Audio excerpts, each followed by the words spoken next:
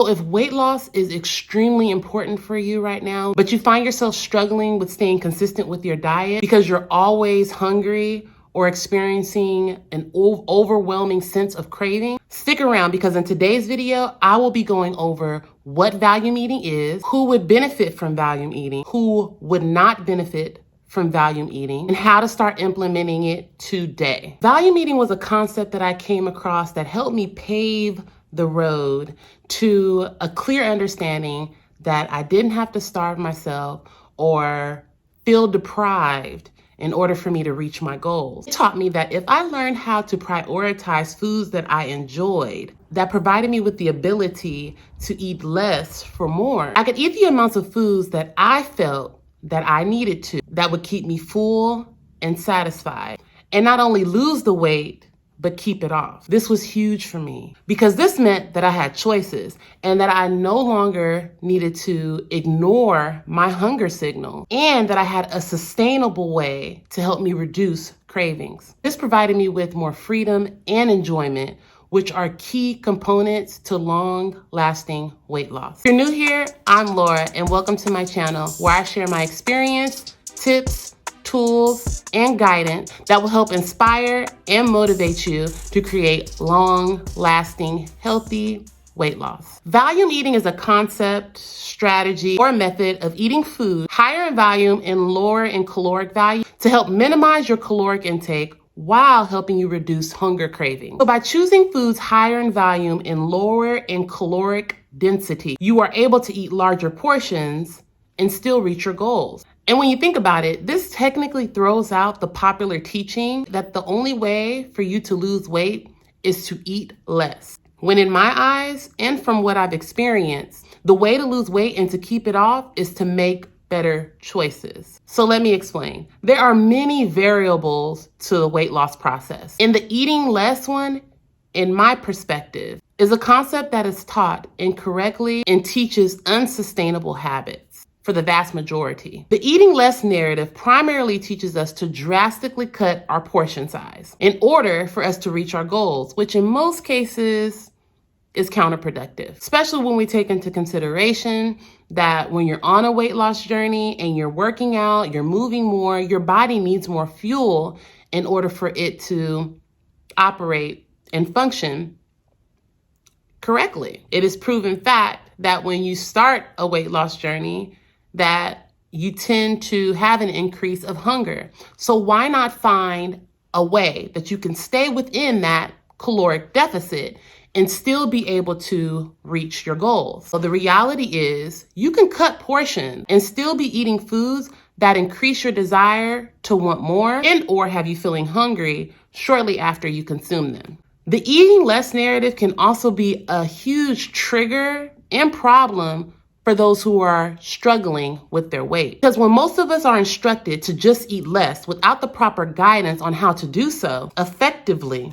we go about it in an unhealthy fashion that leads us to frustration, failed attempts, guilt, and self-blame. People would be more successful if they were being taught about food quality, food volume, and the effects that their food choices have on their bodies. The individuals that will benefit from using volume eating are individuals who are on a weight loss journey and need help with staying within their caloric deficit. Because with this method, you are able to consume larger portions. And because majority of the foods that you will be consuming when following this method provide you with the nutrients that will help you fight off craving and keep you full, you're able to adhere to your caloric deficit with more ease. This also might be a great tool for someone who has a very large appetite and finds it very difficult to eat smaller portions.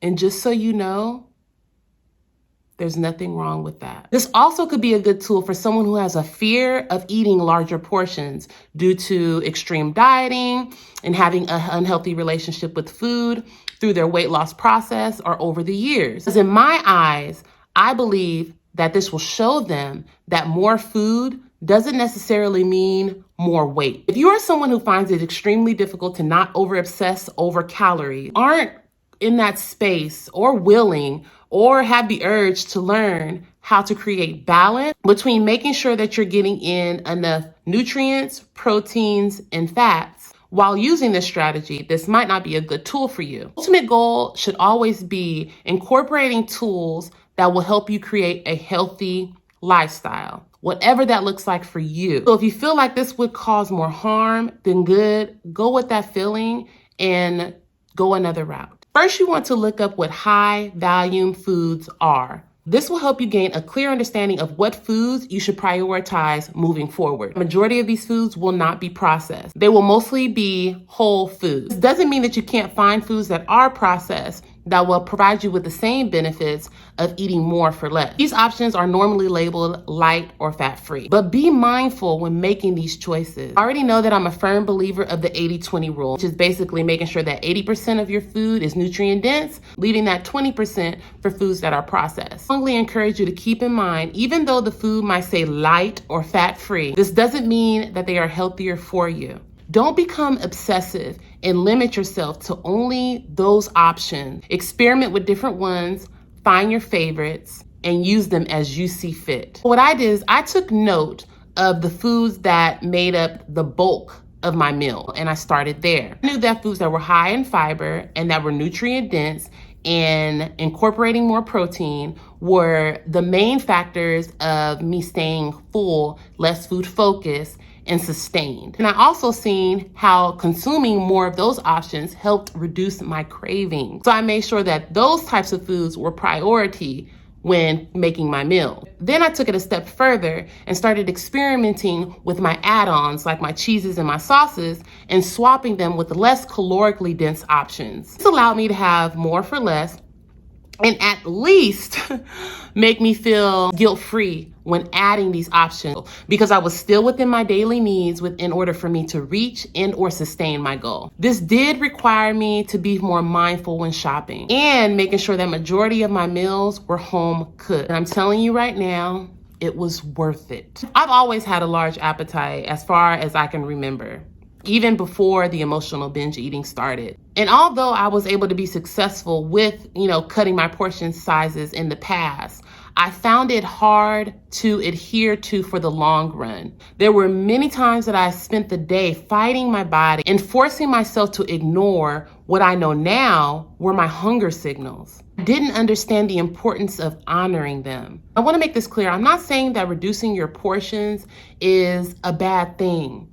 I think that there is a way that it should be taught so it can be more effective for individuals. Portion control is a great tool.